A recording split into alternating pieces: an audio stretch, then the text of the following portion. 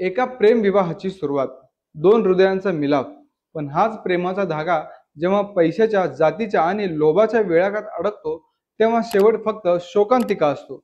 आज आपण पाहणार आहोत सांगलीच्या इस्लामपूरमधील ही एक सत्यकथा, जी ऐकल्यावर अंगावर काटा येईल. नमस्कार मित्रांनो, मी रवी अनफिल्टर्ड महाराष्ट्र ऑफिशियल मध्ये तुमचं स्वागत आहे. आज आपण घेऊन आलो आहोत एक अशी कहाणी, जी आपल्या समाजातील दहेज प्रथा, जातीभेद आणि कौटुंबिक लोभ या काळ्या वास्तवाचं दर्शन घडवते.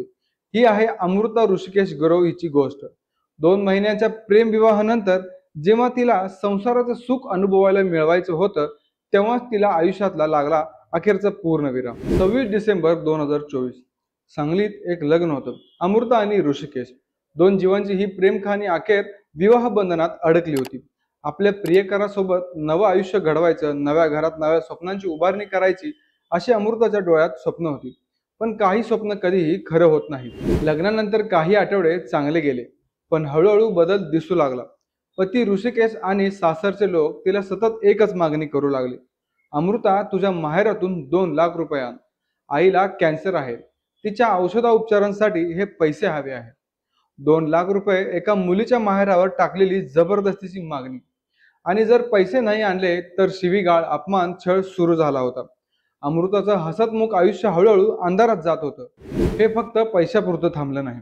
अमृताचा मामा नंदकिशोर यांनी तर धमकीच दिली की अमृताला सोडून दे, मी तुला तुझ्या जातीतील मुलगी आणून देतो.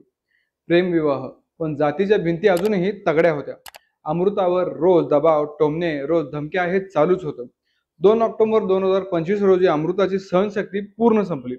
तिने घरातल्या कोपऱ्यात जाऊन विष पिलं. तिचं शरीर थरथरत होतं. कुटुंबियांनी तिला तातडीने इस्लामपूरच्या हॉस्पिटलमध्ये दाखल केलं. नंतर कोल्हापूरच्या रुग्णालयात हलवण्यात आलं. पण जीवन आणि मृत्यू यांच्यातील लढाई फार काळ टिकली नाही.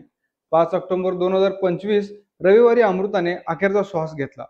2 महिन्याच्या नवविवाहतेचं स्वप्न, तिचं जीवन हे लोभ, जातीभेद आणि दहेजाच्या भक्ष्याला बळी पडलं. अमृताच्या आईने पोलिसात फिर्याद दिली.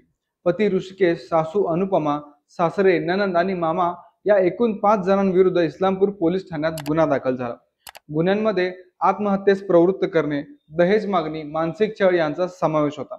पण प्रश्न अजूनही उरतो, न्याय मिळेल का? समाजातल्या अशा प्रकरणांना थांबवण्यासाठी आपण काय करणार? भारतामध्ये दरवर्षी हजारो मुली हुंड्यामुळे प्राण गमावतात. NCRB आकडेवारी सांगते 2023 मध्येच 6156 महिला हुंडाबळी झाल्या आणि 15489 दहेज विरोधी प्रकरण दाखल झाली होती. हा आकडा सांगतो अमृतासारख्या लाखो स्वप्नांना अजूनही या समाजात जगण्याचा अधिकार नाही. मित्रांनो, अमृताची गोष्ट ही केवळ एक व्यक्तीची शोकांतिका नाही, हा आपल्या समाजाचा काळा चेहरा आहे. हुंडा ही प्रथा गुन्हा आहे, जातीभेद ही मानसिक गुलामी आहे. जर आपल्याला खरंच बदल घडवायचा असेल तर अमृतासारख्या हजारो बहिणींसाठी आवाज उठवावा लागेल. तुमच्या घरात, तुमच्या समाजात अशा घटना घडू देऊ नका. लक्षात ठेवा, प्रेम विवाह असो वा ठरवून केलेला विवाह, हुंडा मागणाऱ्यांना समर्थन देणं म्हणजे आणखी एका अमृताला मृत्यूकडे ढकलणं. जर हा व्हिडिओ तुम्हाला महत्त्वाचा वाटला तर लाईक करा, शेअर करा आणि महिलाच्या सुरक्षिततेसाठी आवाज उठवा. पुन्हा भेटू एका नव्या कथेसह.